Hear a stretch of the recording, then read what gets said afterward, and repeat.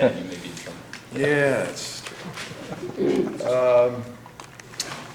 obviously very disappointed in the way we started the game the other night. It's one of those things that, to be brutally honest, saw coming. We didn't practice very well for a couple of days. It was an immaturity that we had kind of in that approach and really hadn't seen it. I had not paid a whole bunch of attention to getting down 8-2 to Lindenwood or the early starts because I knew we were prepared, and those things happen, in a ball game. But the using all your timeouts in the first half and not getting the spark, the flame lit. Was very frustrating. It's been something that we've worked very hard to try to address and ask those questions why. But shoot around wasn't very good that day, and we've got to grow from that. We've got to have tremendous respect for our opponents. We've got to have tremendous respect for the game of basketball and how you approach it, and we've got to try to eliminate those. Coaches spend, Orlando had the scouts spend a ton of time in preparation and going over it, putting a plan together, and to really not go out and execute anything. We knew we were going to get an angry Miami team. They lost 2 in a row in their multi-team event over the holidays, and they had a week to practice. And Jim's a terrific coach, and that team responded. So. I hope our team does the same as we head into Big Ten play. Obviously, you got one of the best teams in the country in Maryland, who's playing exceptionally well, and so it's a great opportunity for us to show our pride, show what we're made of, and we've been a completely different basketball team in practice heading into this one as we were prior to the Miami game. So. Excited about a great opportunity. Maryland's terrific. Anthony Cowan's off to one of the great years in college basketball in terms of his numbers are way up. He'll be as good a guard as there is in the Big Ten, and they're a little different basketball team than they were a year ago, playing smaller, playing more cell, more at the 4. Stick Smith is obviously a pro prospect and a guy that's garners a lot of attention and be a great challenge for us up front.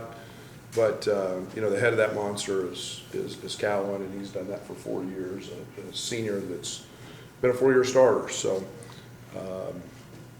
they're playing awfully well and coming off an easy win against Notre Dame in the challenge, and we'll have to play awfully well. Is there some? Sorry, go ahead. With all that being said, about slow starts, do you make a change in the starting lineup? Do you change rotations? What are you trying to do to get your team off? Yeah, it's not that the slow starts aren't predicated on who's in the game.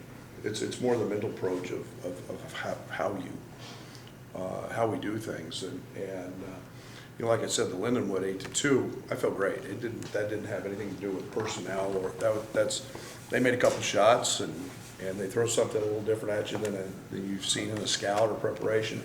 The other night was not as much Miami, and I don't want to not give them credit. They were terrific, but it was a lack of focus. So we've kind of opened things back up and kind of reevaluating a lot of things. And to be honest, it's not a one-person problem. It's been a collective thing that we've got to address as a group in terms of preparation for games. How tough is that for you to say you're free?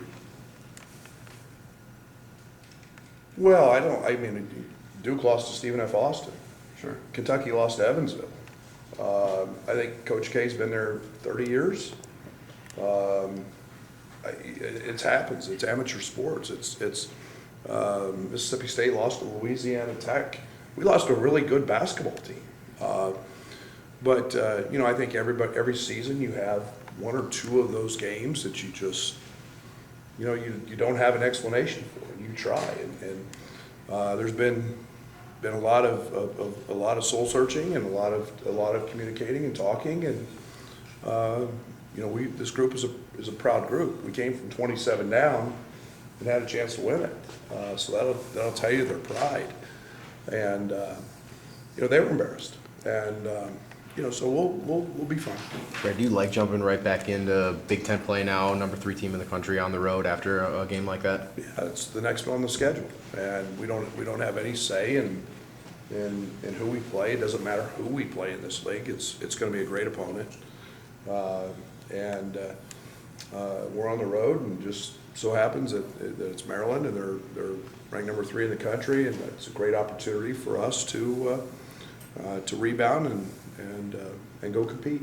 Brad, assuming this happens again, because I assume we might not have 25 great shoot-arounds the rest of the year, is there guys that you can turn to and go, hey, get them in gear, this? Well, that's what we're looking for. That's what we're continually looking for. There's got to be that Thomas walkout, as I used, or a Juwan Evans or a Phil Forte, that as we've talked a lot about, Tom Brady, that understands that the preparation is the key to success. It's not just flipping the switch on game day and being able to go do that. So in the meantime, I'll be handling those responsibilities. Is there anything you can pinpoint those practices before Miami too? I mean, you've been able to identify why they weren't the normal? Yeah, we weren't as dialed in mentally, and it's a focus, and it's I don't want to say complacent because we haven't beat, we won some games, but we were playing better, but it's never that easy, and it didn't matter at that point what we were doing, and we had a lack of mental focus, and we tried to handle that at the time, but obviously they didn't get the message. Technically, do you expect teams to try to continue to get Kofi out on the perimeter on defense, and if so, what can you do to mitigate that, or what's the challenge of it? He's a freshman, seeing things for the first time. It's called practice. That's what we do. And yeah, I mean, there's no secret as to what Miami tried to do, and we countered by going small. And it's a challenge when the guy goes 8 for 8 and has 23 or 24 points, and you want him in the ball game, but we got back in the ball game because he wasn't in the ball game at that time.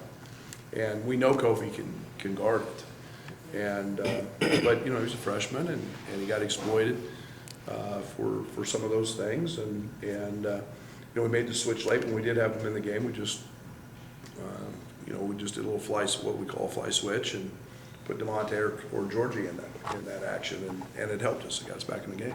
So Likes and Cowan are 2 different types of players, but was there something you learned one day just about defending a point guard that can dribble himself out of trouble and get his team out of trouble? Well, yeah, and that one's really experienced, and he's a unique guy. There's not a lot of guys like Likes in terms of his ability and his sheer speed to do that, and we knew that was a problem coming in, and could be a challenge. He had not been shooting the ball great, but obviously he was in an aggressive mindset, and he got going, and it's hard. He's very hard not just to stay in front of. He's very hard to guard because of his speed. He stops very quickly, and on that night he made smart shots too. I asked Io if he was pressing. He gave me an emphatic no. Do you think he is, and what do you make of his game so far? I think Io's fine. I think Io works hard enough that he doesn't feel like he has to press or do anything else. I think that we got him some great looks. He made some really difficult pull-up jump shots. He got to the rim on a couple of occasions that they made a really good defensive plays on a couple times. But the one thing I don't worry about is a really good player and that has a bad game. I wasn't his best, but he'll bounce back. I think I know the answer, Brad, but are you more worried about the defensive end or the offensive end right now with this club? Oh, defensive end. Right. Not even close. And it's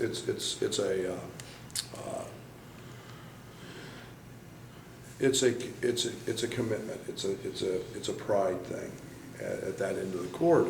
And we've shown at times we can be really good. And yet it's the old cliche that we talk about a lot. You're only as strong as the weakest link. And our mindset's been quite a bit different this week than it was heading in. And again, that's it's an attitude, and it's, we talk about nameless and faceless. It can't be about who we play. It has to be about what we do. And it's again, it starts in practice, and it's paying attention to a scouting report and learning a scouting report and understanding the details of what that scouting report is, and not making those mistakes. And the simplest lack of communication causes major problems. And that was a big part of what we did the other night. And again, I don't want to take anything away from Miami. They earned it. They made the shots. As efficient as Trent was against Miami offensively, there are times when maybe you encourage him to tap into a little bit more of that scorer side that he has?